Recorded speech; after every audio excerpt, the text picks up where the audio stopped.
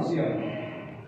anh thì nó bằng thì do sao thì perfect đấy rồi cái số hai nhỉ anh thì sửa cái gì anh thì nó cái gì số lại nằm lên rồi cái này lao sử rồi mà tôi mà lao sử cái số thăng xe là thứ này nó liền rồi số lại bay đồng rồi bao liền rồi họ về xe là chú chuẩn hệ số nó nhẹ rồi càng mất số là thắng luôn rồi mình ai không có quy định mất ăn thằng nào lúc này có quy định mất ăn thằng kia do nó ăn thằng kín mà sống kín thế rồi ô ta bắt đầu quy thế chẳng đủ thằng thế tùy sinh thằng thế muốn thì nó có thể bỏ thằng về rồi cái do nó thằng rồi liền chút tiền làm thì cũng xuân à tôi nói mà lão sinh đến thu này nó liền đấy chúng là bài tặng số cái lúc này sẽ là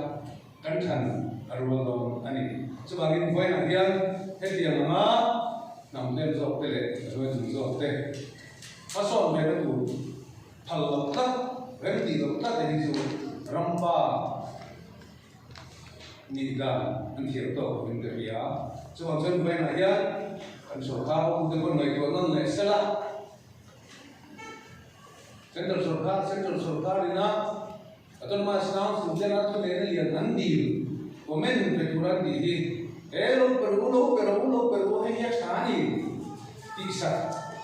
sela, tujuan, orang majian ilmu orang itu, nanti masuk nanti, ancam hozok ini, hari kita, lebih hanya, sesuatu itu pun lupa. Bây giờ lại có uống tập máy vang nằm pha thế ta na gì cả chúng ta vẫn là ông này cái đồ là có bu tập về dùng ăn mặc khát na cái lúc cái số đâu thì mình mặc khát nên gì ăn nên cái việc làm sao ta ăn đi đủ thế ta